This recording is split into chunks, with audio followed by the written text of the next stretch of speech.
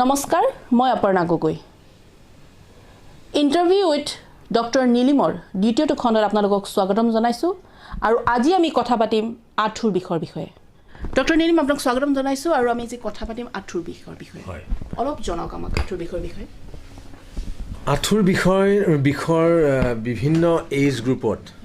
কাৰণটো বেলেগ বেলেগ হয় সৰু ল'ৰা ছোৱালীৰো আঁঠুৰ বিষ হয় এডলেচেণ্ট এজ গ্ৰুপতো আঁঠুৰ বিষ হয় আৰু এল্ডাৰলি মানুহসকলৰো আঁঠুৰ বিষ হয় মানে বয়সস্থ মানুহবিলাকৰ ইয়াং এজত কেতিয়াবা সৰু সৰু ল'ৰা ছোৱালীৰ আঁঠুৰ বিষ বুলি কয় যদিও এটা গ্ৰয়িং পেইনছ বুলি কয় সেইটো thighs back of the legs around the knee ওচৰত এইবিলাকত পেইন এটা হয় সেইটো 4 years মানৰ পৰাই আৰম্ভ হয় হয়তো 12-13 years মানলৈকে থাকে যদিও গ্ৰয়িং পেইনছ বুলি কয় সেইটো সাধাৰণতে গ্ৰোথ ৰিলেটেড নহয় কিন্তু এইটো over use exercise excessive sports খুব ট্ৰেইন হ'লে কেতিয়াবা এনেকুৱা ধৰণৰ পেইন হয়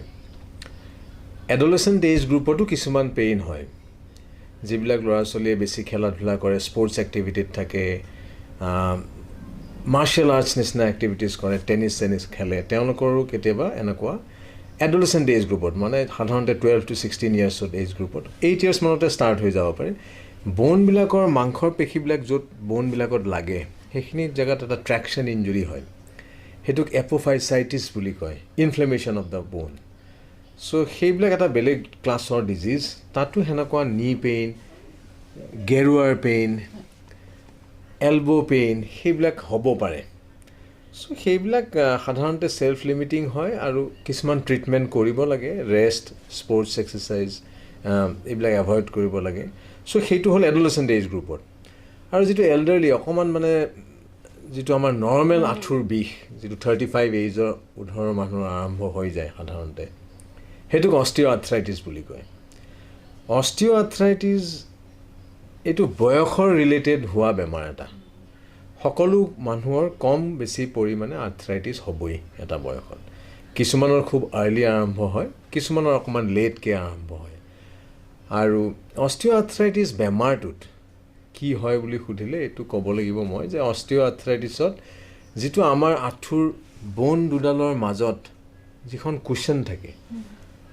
কাৰ্টিলেজ বুলি কয় সেই কাৰ্টিলেজখনে আঁঠুটোত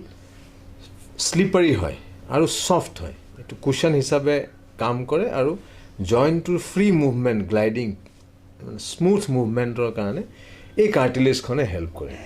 অষ্টিঅ' আৰ্থ্ৰাইটিছত এই কাৰ্টিলেজখনৰ ডেমেজ হয় কাৰ্টিলেজখন বেয়া হৈ যায় শুকাই যায় ড্ৰাই হৈ যায়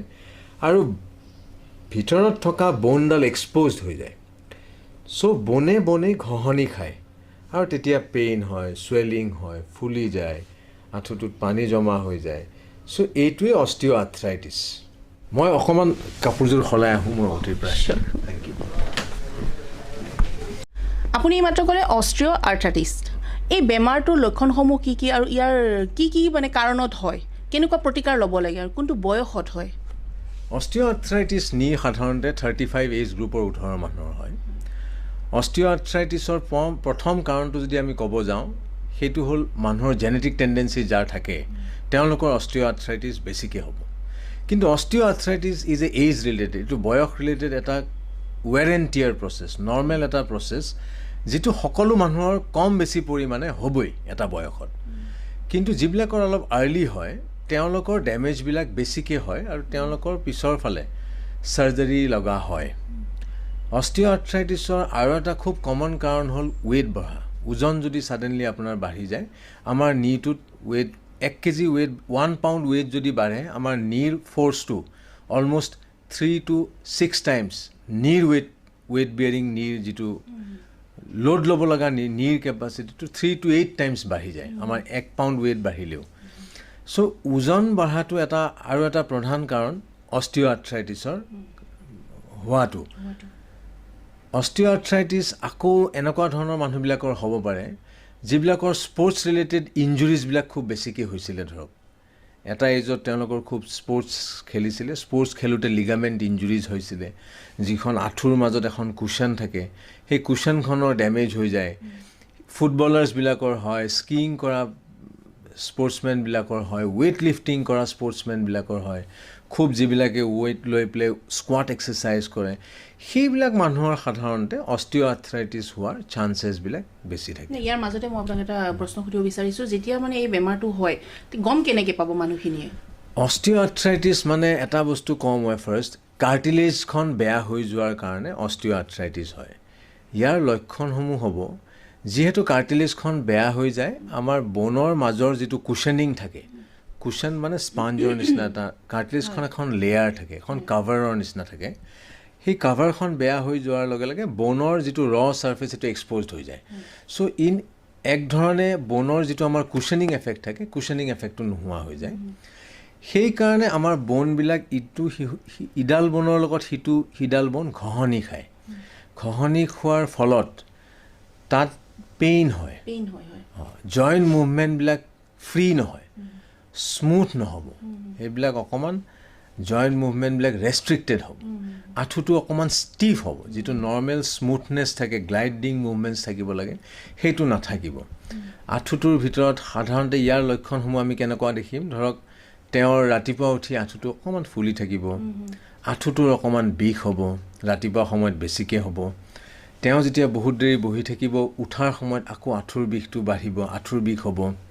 মাটিত বহিলে উঠিলে চিৰি নমা বগা কৰিলে আঁঠুৰ বিষ হ'ব এইবিলাকে সাধাৰণতে জেনেৰেল চিমটমছ অষ্টিঅ'আৰ্থ্ৰাইটিছৰ কাৰণে ইয়াৰ প্ৰতিকাৰসমূহ মানে কেনেকুৱা ধৰণৰ ট্ৰিটমেণ্ট বা ঘৰতে ল'ব পাৰেনে সেইটো ট্ৰিটমেণ্ট ডক্টৰৰ ওচৰত আহিব লাগিব অষ্টিঅ'আৰ্থ্ৰাইটিছ যেতিয়া আপুনি লক্ষণসমূহ আপোনাৰ গাত আহে আপোনাৰ ভৰিত আপুনি দেখা পায় যে আপোনাৰ অষ্টিঅ'আৰ্থ্ৰাইটিছ হৈছে বা আপুনি ফিল কৰিছে যে মোৰ সেনেকুৱা ধৰণৰ হয় প্ৰথম কথা আপুনি ঘৰত কিছুমান ষ্টেজ 1 হিচাপে কিছুমান কাম আপুনি কৰিব পাৰে ফাৰ্ষ্ট আপুনি ধৰক ৱেইট ৰিডাকশ্যন ইজ নাম্বাৰ 1 আপুনি ট্ৰাই কৰিব লাগে ৱেইট ৰিডাকশ্যনটো সদায় যদি আপোনাৰ অলপ ৱেইট গেইন হৈছিলে ছাডেনলি আপুনি ৱেইট ৰিডাকশ্যনটো ট্ৰাই কৰিব লাগে আৰু কিছুমান আপোনাৰ আঁঠুৰ এক্সাৰচাইজেছ আছে সেইবিলাক আপুনি অকণমান বিষটো কমাৰ পিছত আৰম্ভ কৰিব লাগে ইমিডিয়েট যদি আপুনি ফিল কৰে আঁঠুটো খুব গৰম হৈ আছে ৰাতিপুৱা উঠি আপুনি কেতিয়াবা আঁঠুটো গৰম ফিল কৰিব ৱাৰ্ম ফিল কৰিব তেতিয়া আমি আইচ কম্প্ৰেছ ছাজেষ্ট কৰোঁ আইচ কম্প্ৰেছ এইবিলাক কিন্তু কৰিলে আৰু ৰেষ্ট ল'ব লাগে অকণমান সেইকেইদিন ধৰক ফাৰ্ষ্ট 1 or 2 weeks বেছি খোজকঢ়া চিৰি বগোৱা মাটিত বহা এইবিলাক বস্তু নকৰিলে ভাল আৰু সেনেকৈ ৰেষ্ট কৰিলে অকণমান আইচ স্পঞ্জিং কৰিলে আঁঠুৰ বিষটো সাধাৰণতে কমি যায় কিন্তু তাৰপিছত আপোনালোকে অস্থিৰোগ বিশেষজ্ঞক লগ কৰি পেলাই আপোনাৰ আঁঠুৰ ট্ৰিটমেণ্টটো আৰম্ভ কৰিব লাগিব সেইখিনি আপুনি কৰিব লাগিব অষ্টিঅ'আৰ্থ্ৰাইটিছৰ যিটো মানে আপুনি বেমাৰৰ কথা ক'লে সেই বেমাৰটোৰ মেডিচিন কেনেকুৱা আৰু আমি শুনিবলৈ পাওঁ যে এইটো বেমাৰত আপোনালোকে মানে হাৰ্ডিত বা জইণ্টবিলাকত মানে আপোনালোকে ইনজেকশ্যন দিয়ে ইনজেকশ্যন দিয়াৰ পিছতেই ভাল হয় নে আকৌ পিছলৈ অপাৰেশ্যনো কৰিব লগা হয় ইয়াৰ বিষয়ে অকণমান জনাওক আমাক হয় অষ্টিঅ'আৰ্থ্ৰাইটিছৰ ট্ৰিটমেণ্টটো সাধাৰণতে কিছুমান মেডিচিনছ আছে যিবিলাকে কাৰ্টিলেজবিলাক হিলিং হোৱাত হেল্প কৰে যেনেকুৱা গ্লুক'ছেমাইন কণ্ড্ৰইটিন কোলাজেন আনডিনেচাৰেড কোলাজেনছ এইবিলাক কিছুমান ধৰণৰ মেডিচিনছ আছে যিবিলাক আমি অষ্টিঅ'আৰ্থ্ৰাইটিছত ইউজ কৰোঁ আৰু সেইবিলাকে ডেফিনেটলি ৰিজাল্টছ আনে in early and mild to moderate stages খুব ছিভিয়াৰ ফৰ্ম অফ অষ্টিঅ'আৰ্থ্ৰাইটিছ হ'লে কিন্তু মেডিচিনছৰ ইমান বেছি ৰোল নাই ফিজিঅ'থেৰাপি ৰিহেব এক্সাৰচাইজেছ সেইবিলাকৰ বেছি ৰোল আছে আৰু আপুনি যিটো সুধিলে অষ্টিঅ'আৰ্থ্ৰাইটিছত ইনজেকশ্যনছ দিয়া যায় নেকি হয় অষ্টিঅ'আৰ্থ্ৰাইটিছত ইনজেকশ্যনছ কিছুমানৰ ট্ৰিটমেণ্ট প্ৰট'কল আছে অষ্টিঅ'আৰ্থ্ৰাইটিছত আমি ষ্টেৰইড ইনজেকশ্যনছ কেতিয়াবা খুব পেইন হ'লে একিউট এপিছ'ডটো টাইড অভাৰ কৰিবৰ কাৰণে ষ্টেৰইড ইনজেকশ্যনছ ল'ব লগা হয় ধৰক যিবিলাকৰ খুব বেছি চিমটমছ হয় জইণ্টবিলাকত ফ্লুইড থাকে ফুলি যায় তেতিয়া ইমিডিয়েট ৰিলিফৰ কাৰণে আমি ষ্টেৰইড ট্ৰিটমেণ্টছ কিছুমান দিয়া যায় ষ্টেৰইডটো কিন্তু ডেফিনেটিভ ট্ৰিটমেণ্ট নহয় এইটোৱে ইটছ এটা ষ্টেপ যিটোৱে মানে ইমিডিয়েট প্ৰচেছটো একিউট ইনফ্লেমেশ্যনটো ষ্টপ কৰে যিটো আঁঠুৰ ভিতৰত ফুলাটো হৈ থাকে সেই ফুলাটো কমাই দিয়ে পেইনটো কমাই দিয়ে ছেকেণ্ড আৰু এক ধৰণৰ ইনজেকশ্যনছ আছে সেইটো হাইলুৰনিক এচিড ছডিয়াম হাইলুৰনেট বুলি কয় these are lubricants joint lubricants এইবিলাকে আপোনাৰ আঁঠুৰ যিটো অইলটো যিটো গ্ৰীজ থাকে সেইটো আমি আৰ্টিফিচিয়েলি জইণ্টটোৰ ভিতৰত সোমাই দিয়া বুলি কয় জেল ইনজেকশ্যনছ চ' এইবিলাকে আঁঠুৰ ভিতৰৰ কাৰ্টিলেজটো যিখন কুশ্যন আমাৰ অষ্টিঅ'আৰ্থ্ৰাইটিছত ডেমেজ হয় সেইখন হিল হোৱাত হেল্প কৰে ইয়াৰ ড'জেছ আছে ধৰক 6 মাহৰ মূৰত, এবছৰৰ মূৰত, এনেকুৱা 3-4টা ড'জ লৈ থাকিলে আৰ্লি টু মডাৰেট আৰ্থ্ৰাইটিছটো আপুনি প্ৰলং কৰিব পাৰে, ট্ৰিটমেণ্টটো চাৰ্জাৰীটো ডিলে কৰিব পাৰে ধৰক। আৰু সকলোৰে চাৰ্জাৰী নালাগে, চাৰ্জাৰী লাগে যিবিলাকৰ খুব বেছি চিমটমছবিলাক সোনকালে আৰম্ভ হয়, তেওঁলোকৰহে লগা হয়গৈ লাষ্টত, যেতিয়া সেইটোৰ বিষয়ে আমি পিছত পাতিম। আৰু এক ধৰণৰ ইনজেকশ্যন আছে PRP, প্লেটলেট ৰিচ প্লাজমা, সেইটো মাল্টিপল শ্বটছ ল'ব লগা হয়, 2-3 ছ'ডিয়াম মানে হাইলুৰনিক এচিডৰো কিন্তু 3-4 ড'জেছ লাগে। ঠিক PRP, প্লেটলেট ৰিচ প্লাজমা যিটো কয়, সেইটোৰো সেনেকুৱা মাল্টিপল ড'জেছ ল'লেও অষ্টিঅ' আৰ্থ্ৰাইটিছৰ চিমটমছসমূহ বহুতখিনি কমা দেখা গৈছে। ধৰক অ'ভাৰ 2-3 ইয়াৰ্ছ চিমটমছবিলাক লাহে লাহে কমি যায়। আৰু আপোনাৰ ডিজিজ প্ৰগ্ৰেশ্যনৰ স্পীডটো যদি নৰ্মেলি এইটো স্পীডত গ'লহেঁতেন, ধৰক 3 ইয়াৰ্ছৰ ভিতৰত তেওঁৰ ডিজিজটো খুব বেছি এগ্ৰেভেট হ'লহেঁতেন, এই ট্ৰিটমেণ্টসমূহে তেওঁৰ ডিজিজটো ডাবল টাইম বা ট্ৰিপল দ্য টাইম আপুনি পষ্টপন কৰি দিব পাৰে, ডিপেণ্ডিং অন দ্য ষ্টেজ, তেওঁৰ কোনটো ষ্টেজত অষ্টিঅ' আৰ্থ্ৰাইটিছটো আছে। চাৰ্জাৰীৰ কথা যদি ক'ব যায় অষ্টিঅ' আৰ্থ্ৰাইটিছত, চাৰ্জাৰী সাধাৰণতে ব্ৰডলি 2 ধৰণৰ চাৰ্জাৰী থাকে। এটা কয় HTO, হাই টিবিয়েল অষ্টিঅ'টমি, আৰু ইটো হ'ল নি ৰিপ্লেচমেণ্ট চাৰ্জাৰী। HTOটো অলপ আৰ্লি টু মডাৰেট আৰ্থ্ৰাইটিছত বিল' 65 এজ গ্ৰুপত সাধাৰণতে আমি প্ৰিফাৰ কৰোঁ। সেইটো ৰিএলাইনমেণ্ট চাৰ্জাৰী, আঁঠুৰ যিটো এলাইনমেণ্ট থাকে সেই এলাইনমেণ্টটো আমি ইয়াত চেঞ্জ কৰি দিয়া যায়, যিটো ৱেইট বিয়াৰিং এক্সিছ সেইটো আমি বদলাই দিওঁ। It's a realignment surgery. Weight বিয়াৰিংটো প্ৰপাৰ এক্সিছত যাতে হয় আৰু সেইটো আমি কাৰেক্ট কৰোঁ। এইটো মাইল্ড টু মডাৰেট আৰ্থ্ৰাইটিছত কৰা যায়,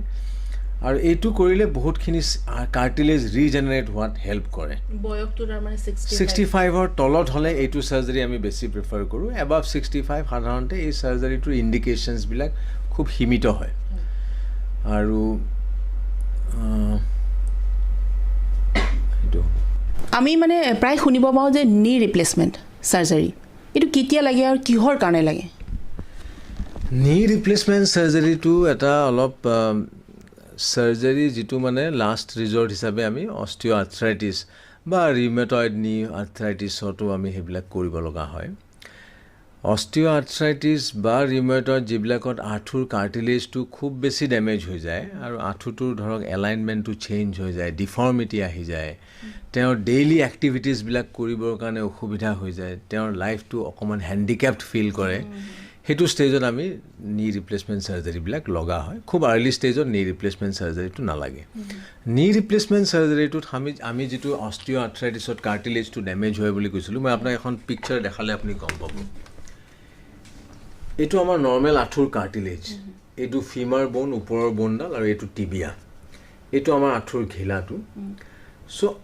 অষ্টিঅ' আৰ্থ্ৰাইটিছ হ'লে এই আঁঠুৰ যিটো নৰ্মেল এই কাভাৰখন থাকে কাৰ্টিলেজখন, ৱেইট বিয়াৰিং এৰিয়াত এই কাৰ্টিলেজবিলাক ডিজেনেৰেটেড হৈ পেলাই এইটো বখলা বখলিকৈ এৰি গৈছে, এইখন মানে এৰি যায়, অষ্টিঅ' আৰ্থ্ৰাইটিছত ডেমেজ হৈ যায় মানে বস্তুটো। তেতিয়া আমি কি কৰোঁ, এইখন বস্তু এই কাৰ্টিলেজ যিটো প্ৰডিউচিং, যিটো আমাৰ পেইনটো, যিখিনি জেগাৰ পৰা আমাৰ পেইনটো, নাৰ্ভবিলাক এক্সপ'জ হৈ যায় তাত, সেইটোৰ পৰা চিভিয়াৰ পেইন হয়। চ' পেইন ৰিলিফৰ কাৰণে, পেইন এণ্ড ডিফৰ্মিটিটো কাৰেক্ট কৰিবৰ কাৰণে আমি নি ৰিপ্লেচমেণ্ট চাৰ্জাৰী কৰিব লগা হয়, য'ত আমি এখন ইয়াত প্লেট এখন বহাই দিয়া যায়, 2ডাল হাড়ৰ মাজত 2খন প্লেট বহাই দিয়া বুলি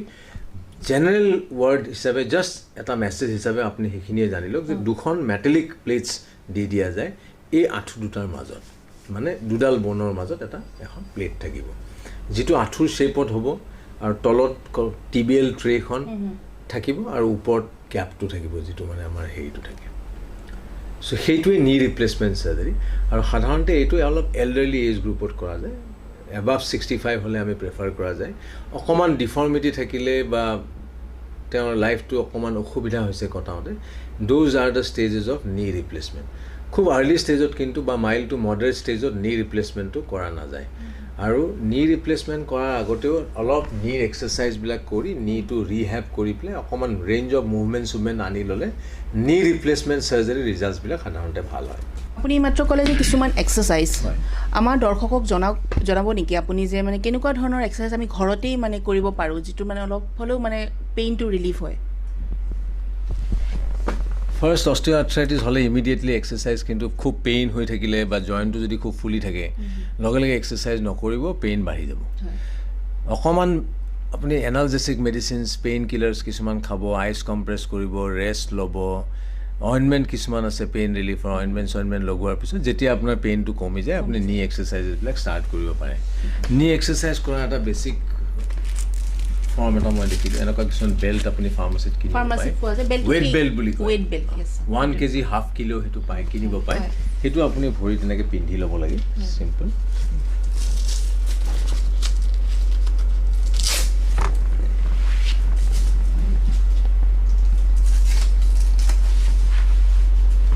ৱেইট বেল্টটো পিন্ধি আপুনি জাষ্ট ভৰিখন এনেকৈ বহি ভৰিখন আপুনি উঠাই দিলে উঠাই পেলাই আপুনি কাউণ্ট টিল 5 1 2 3 4 5 আকৌ ভৰিখন লাহেকৈ নমাই দিলে আকৌ উঠালে আকৌ হোল্ড কৰি ৰাখিলে অলপ দেৰি এনেকৈ ভৰিখন ষ্ট্ৰেইট আকৌ আপুনি লাহেকৈ নমাই দিলে কিমান দেৰি এইটো এক্সাৰচাইজ ধৰক আপুনি 20 টাইমছ কৰিলে 1 মিনিট ৰেষ্ট ল'লে আকৌ 20 টাইমছ কৰিলে ঠিক সেনেকৈ আকৌ গধূলি ইভিনিং 20 টাইমছ কৰিলে এনেকৈ দিনটোত আপুনি ধৰক দুবাৰ তিনিবাৰ এক্সাৰচাইজবিলাক কৰিব লাগে আৰু ইমিডিয়েটলি স্কোৱাট কৰাটো বন্ধ কৰি দিব মাটিত বহাটো চিৰি বগোৱাটো কম খোজকঢ়াটো কম একিউট ষ্টেজটোত মানে লগে লগে পেইন হৈ থকা সময়খিনিত কিন্তু এইটো নহয় যে এক্সাৰচাইজ কৰা মানুহৰ অস্টিঅ'আৰ্থ্ৰাইটিছ বেছি হ'ব নেকি চবৰে বহুতে সোধে নহয় এক্সাৰচাইজ কৰি থকা মানুহৰ সাধাৰণতে লিগামেণ্টছ আৰু মাছলছবিলাক ষ্ট্ৰং থাকে সেইবিলাক মানুহৰ বনি ডিফৰ্মিটিজ আৰু চেঞ্জেছ বা bony cartilage damage will be less compared to normal people যোনে এক্সাৰচাইজ নকৰে উইক মাছলছ যাৰ থাকে উইক লিগামেণ্টছ যাৰ থাকে সেইবিলাক মানুহৰ অস্টিঅ'আৰ্থ্ৰাইটিছ হোৱাৰ চান্সেছ বেছি থাকে চ' আপুনি moderate exercise is very good for A healthy নি এতিয়া ৱেইট ট্ৰেইনিং যিবিলাকে কৰে তেওঁলোকে কিছুমান প্ৰিকশ্যনছ লৈ কৰিব লাগে ধৰক যিবিলাকে হেভি ৱেইট লৈ স্কোৱাটছ মাৰে তেওঁলোকৰ কিছুমান স্পেচিফিক প্ৰিকশ্যনছ আছে সেইবিলাক লৈ পেলাই মানে এক্সাৰচাইজ কৰিব লাগে যাতে নি ইঞ্জুৰিজবিলাক নহয় আজিকালি এনেকুৱা হৈছে যে মানে জিমত যাব লাগে বডিটো বনাব লাগে বা তেনেকুৱা নিচিনা বহুতখিনি ট্ৰেণ্ড আহিছে তে বহুত কিছুমান ৰিস্ক হৈ পৰে নেকি এনেকুৱা কিছুমান ক্ষেত্ৰত ধৰক লেগ এক্সাৰচাইজ কৰাৰ সময়ত যদি আপুনি খুব বেছি ৱেইট লয় without proper warm up and without proper positioning তেতিয়া আপোনাৰ নি ইঞ্জুৰি হোৱাৰ চান্সেছবিলাক খুব বেছি সাধাৰণতে যেতিয়া ডিপ স্কোৱাটছ কৰে আৰু তাৰ পৰা যেতিয়া উঠি আহে পজিশ্যনটোত থিয় হোৱা পজিশ্যনটোত পেটেলা যিটো থাকে আমাৰ গ্ৰুভৰ পৰা যিটো মুভমেণ্ট হয় ট্ৰক্লিয়া বুলি কয় সেই গ্ৰুভৰ মুভমেণ্টটোত যদি স্মুথ নহয় তেতিয়া আপোনাৰ বহুত ইঞ্জুৰি হ'ব পাৰে আঁঠুত চ' সেইখিনি আপুনি সাৱধান হ'ব লাগিব এক্সাৰচাইজ কৰাৰ সময়ত ডিপ স্কোৱাটছ কৰাতকৈ হাফ স্কোৱাটছ কৰা ইজ মোৰ প্ৰিফাৰেবল ফৰ পিপল যাৰ আঁঠুৰ বিষ থাকে চ' তেওঁলোকে অলপ মাইল্ড এক্সাৰচাইজ কৰিব লাগে খুব হেভি এক্সাৰচাইজ এভইড কৰিব লাগে যাৰ আঁঠুৰ প্ৰব্লেমছ থাকে squat exercise specifically moderate knee exercise quadriceps building exercise hamstring building exercise সেইখিনি কৰি থাকিব লাগে আমি যোৱাবাৰো আপোনাক মানে আপোনাৰ ব্যক্তিগত জীৱনৰ ওপৰত এটা সুধিছিলোঁ কথা যিটো আপোনাৰ নষ্টালজিক কৰিছিল ভয় লাগিছিল ন আজিও মানে আপোনাৰ জীৱনৰ ব্যক্তিগত কথাই সুধিম যিটো আজিও মানে আপোনাক নষ্টালজিক কৰে অ'কে চ' সেনেকুৱা ঘটনা সৰু সৰু ঘটনা কিছুমান বহুত আছে আৰু এটা সেই AMC দিনৰে কথা কওঁ পি জি কোৱাৰ সময়ৰ মানে ফটককৈ মনত পৰিল মোৰ এদিন ৰাউণ্ডত আছিলোঁ লহকৰ ছাৰৰ কথাটো মই ক'লোৱে আগতে কি ধৰণে মই আমাৰ মানে ফবিয়া এটা আছিলে তেওঁৰ কাৰণে এবাৰ মানে আমি চিনেমাৰ টিকেট কাটিলোঁ ৰেডি হ'লোঁ বোলো আজি চিনেমা চাম 5:15 পৰা আৰম্ভ হয় ডিব্ৰুগড় তেতিয়া আমি AMCৰ পৰা হোষ্টেলৰ পৰা চিনেমা চাব যাম আৰু 5:15 আৰম্ভ হয় টংকেশ্বৰে পিছে মোক এজ ইউজুৱেল কৈছিলে আৰু টিকেটটো ছেকেণ্ড শ্ব'ৰ কাৰণে কৰ নেকি এই মোৰ বৰ ভাল পালোঁ সিয়ে মই গোটেই ৰাউণ্ড চাউণ্ড মাৰিলোঁ এই একো নহয় দে আজি যাম আজি ছাৰ ছানডে নহয় ছাৰ ৰাউণ্ডত নাহে দেৰিকৈ নাহে বুলি গৈ ওলালোঁ চিনেমা টিকেট কাটি আহি আমি ৰাউণ্ড চাউণ্ড মাৰি পেলাই চিনেমা হলত গ'লোঁ আৰু চিনেমা হলত গৈ পেলাই দেখিছোঁ হলত কোনো নাই মানে বাহিৰত মানুহ চানুহ নাই গেট কিপাৰটো ক'ত গ'ল বুলি বিচাৰিলোঁ মাতিলোঁ গেট কিপাৰটো আহিলে আহি পেলাই ক'লে যে আৰম্ভ হোৱা নাই নহয় দেৰি আছে বোলো 5:15 চিনেমা এতিয়ালৈকে আৰম্ভ হোৱা নাই যে ৰাম সেইখন শেষেই হ'ব হ'ল ইণ্টাৰভিউ হৈ গ'ল এই মাত্ৰ বুলি কৈছে বোলো নাই তাৰ পৰাই চাম একো নহয় আমি এনেকেই চাম ইণ্টাৰভিউৰ পৰাই বহি চিনেমাখন চালোঁ কাৰণ লহকৰ ছাৰ আহিলে এজ ইউজুৱেল ৰাউণ্ডত ধুনীয়াকৈ ইটো সিটোৰ ফালে চাই থাকিলোঁ আৰু টংকেশ্বৰে দূৰৰ পৰা মোক একশ্যনবিলাক দেখাই আছে আৰু মানে তোক কৈছিলোঁ নহয় ছেকেণ্ড শ্ব'ৰ কাৰণে কাট বুলি নাই গ'ল সেইটো সেনেকৈ আৰু এটা আমি মানে আপোনাৰ এই ব্যক্তিগত জীৱনৰ আপোনাৰ বন্ধুৰ পৰাই শুনিব পাইছোঁ আপোনাৰ জীৱনৰ মানে সৰুত মানে কিবা পাউডাৰ লগা এটা ঘটনা আছে সেইটো ক'ব নোৱাৰি এইটো মানে সুধিম বাৰু আজি পিছত হ'ব এইটো বহুত বেছি মানে মোৰ এইটো নোৱাৰি ক'ব নেকি ডক্টৰ নীলিম আমি লাষ্ট আপোনাক দুটা কুৱেশ্যন সুধিম যিটো আমাৰ দৰ্শকে সুধিছিল নীলোৎপল দাসে সুধিছিল যে চাৰ্ভাইকেল স্পণ্ডাইলাইটিছৰ ট্ৰিটমেণ্ট কি আৰু এগৰাকী মঞ্জুলা ভট্টাচাৰ্য তেওঁ সুধিছিল যে পিছফালৰ মূৰৰ বিষ কি কাৰণে হয় ফাৰ্ষ্ট মই নীলোৎপলৰ আনচাৰটো কওঁ নীলোৎপল চাৰ্ভাইকেল স্পণ্ডাইলাইটিছৰ বিষয়ে আমি নেক্সট এপিছডত ভালকৈ কথা পাতিম but quickly I will tell you মই আপোনাক কৈ দিছোঁ চাৰ্ভাইকেল স্পণ্ডাইলাইটিছ সাধাৰণতে ডিঙিৰ হাড়বিলাকৰ মাজৰ ফাঁকটো কমি যায় আৰু ইয়াত আমাৰ পেইন প্ৰডিউচ হয় জেনেৰেলি চ' চাৰ্ভাইকেল স্পণ্ডাইলাইটিছৰ ট্ৰিটমেণ্ট আপুনি ইমিডিয়েটলি চাৰ্ভাইকেল স্কলাৰ এটা পিন্ধি ল'ব লাগে একিউট এপিছডৰ সময়ত ৰাতি পাতলা গাৰু ল'ব লাগে নিয়মিতভাৱে নেক এক্সাৰচাইজেছ কৰিব লাগে আৰু আপুনি ইমিডিয়েট মাছল ৰিলেক্সেণ্ট কিছুমান খাই পেলাই আপুনি ৰিলিফটো পাব পাৰে ফিজিঅ'থেৰাপিত গৈ শ্বৰ্ট ৱেভ ডায়েথাৰ্মি বা ট্ৰেকশ্যন এইবিলাক ল'ব পাৰে চ' বাট লং টাৰ্ম ৰিজাল্ট সদায় এক্সাৰচাইজতহে আহে কিছুমান প্ৰিকশ্যনছ ল'ব লাগিব ডিঙিটো বেছি বেণ্ড কৰি থাকিব নালাগে হেভি ৱেইটছ বেণ্ড হৈ পেলাই দাঙিব নালাগে আৰু ডেস্কটপ পামটপত এইবিলাকত বেছি লেপটপত কাম কৰিলে ইনক্লাইণ্ড পজিশ্যন এটাত সেইটো বস্তু থৈ পেলাই কৰিব লাগে 45 ডিগ্ৰী ইনক্লাইণ্ড আৰু এগৰাকী আপুনি ক'লে মিছেছ মঞ্জুলা ভট্টাচাৰ্য তেখেতে সুধিলে ডিঙি মূৰৰ পিছফালে পেইন কিয় হয় মষ্ট কমনলি মূৰৰ পিছফালে পেইন চাৰ্ভাইকেল স্পণ্ডাইলাইটিছৰ কাৰণে হ'ব পাৰে মাইগ্ৰেইনৰ কাৰণে হ'ব পাৰে কেতিয়াবা হাইপাৰ টেনশ্যনৰ কাৰণে হ'ব পাৰে চকুৰ অসুখৰ কাৰণে হ'ব পাৰে কিন্তু আপুনি ইয়াৰ কাৰণে বিশেষজ্ঞসকলৰ পৰা এটা অপিনিয়ন ল'ব লাগিব চাৰ্ভাইকেল স্পণ্ডাইলাইটিছৰ পেইন যদি হয় মই আগতেই ক'লোঁ ৰাতি পাতলা গাৰু ফিজিঅ'থেৰাপি নেক এক্সাৰচাইজ আৰু কিছুমান মাছল ৰিলেক্সেণ্ট আছে সেইবিলাক খাব লাগিব আৰু ছফ্ট কলাৰ এটা এটলিষ্ট দিনটোত 4-5 ঘণ্টা পিন্ধি থাকিব লাগিব প্ৰথম 2-3 দিনমান এয়া আছিল আমাৰ লগত ডক্টৰ নীলিম আৰু তেওঁৰ পৰা আমি বহুত কথা জানিলোঁ বহুত কথা আপোনালোকেও চাগে যিখিনি জানিব বিচাৰিছিল উত্তৰ পালে তৃতীয়টো এপিছডত মানে তৃতীয়টো খণ্ডত আকৌ আমি তেওঁক লগ পাম এনেকুৱা ধৰণৰ বহুখিনি কথা আমি জানিম চাই থাকিব first news report thank you doctor thank you Aparna interview with doctor Nilim Aparna গগৈৰ সৈতে